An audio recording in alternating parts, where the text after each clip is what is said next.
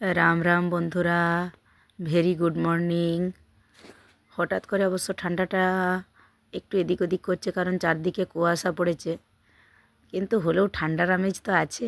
গ্রাম অঞ্চলের দিকে এটা একটা ভীষণ ব্যাপার যে শীতকাল মানেই পিঠে। কবে পৌষ পার্বণের মকর সংক্রান্তি আসবে তবে পিঠে হবে এরকমটা কিন্তু নয়। আমাদের বাড়িতে মাঝে মাঝেই পিঠে হয় ঠান্ডা পড়ে গেলে। আসলে সবাই খেতে পছন্দ করে, আর গ্রামের দিকের মানুষজন তো পিঠেটা পছন্দই করে। যাই হোক, সেই হিসাবেই মাঝে মাঝেই হয়ে থাকে। তারই একটা ছোট্ট নিদর্শন তোমাদের সাথে শেয়ার করলাম। বাড়িতে পিঠে হচ্ছিল, তাই সেই মুহূর্তে ঝপ করে সব কিছু তুলে নিলাম। দেখো কত সুন্দর মিলা পিঠা হচ্ছে।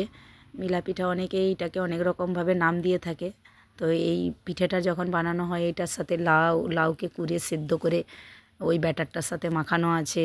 তারপর তোমার হচ্ছে মৌরি বাটা, আরও অনেক কিছু দেওয়া আছে, নারকেল কোড়া, কিছু মিষ্টি, কিছু চিনি, সব কিছু পরিমাণ মতন করে দেওয়া আছে। আসলে বেশি বেশি করে বেশি লোকজনের জন্য জিনিস করা তো, আর বেশি বেশি করে বানানোতে হয় পিঠে।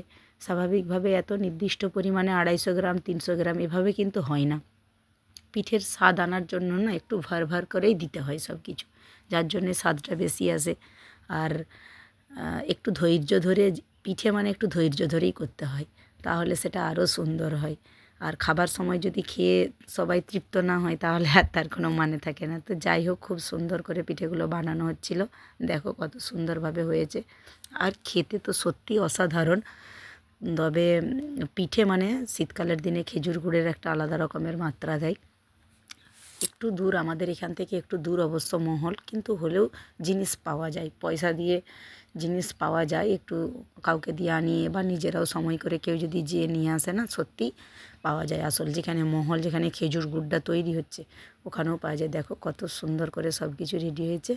তারপরে লাস্টে বানানোর পরে যখন রাত্রের দিকে খাওয়া দাওয়া করছিলাম, তো দেখো না বাঁধাকপির তরকারি আর নলেন গুড়ের রসগোল্লা আর ওই খেজুর গুড় সবকে দিয়ে একসঙ্গে সবাই মিলেই খাওয়া দাওয়া করেছি। তবে তোমাদেরকে বাঁধাকপি টাধাকপি এগুলোর আর আলাদা করে রেসিপি দিইনি, দিলেই হয় সেটা কথা নয়। তো যাই হোক, তোমরা বলবে জিনিসগুলো কীরকম হয়েছে। আশা করি সবাই পিঠে খাও, খেতে পছন্দ করো, আর খাবেও। বাড়িতে বানাবে সুন্দর করে আর খাওয়া দাওয়া করবে, দেখবে সত্যিই ভালো লাগছে। আর পিঠে মানে তো শীতকালেই খেতে হয়, তাই না? আর শীতকাল যখনই চলে যাবে না, গরমে তোমাকে আর পিঠেটা অতটা খেতে ভালো লাগবে না।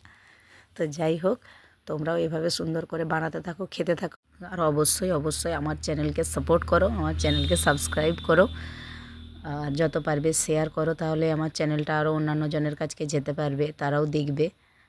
চলো আজকের মতো টাটা।